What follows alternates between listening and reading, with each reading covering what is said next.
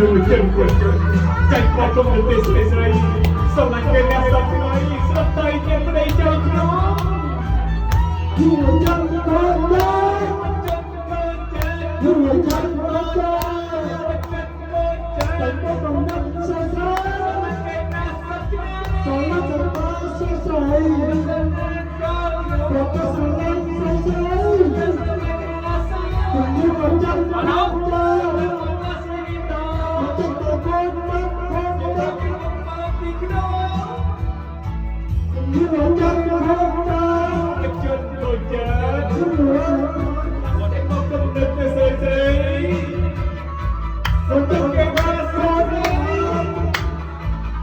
You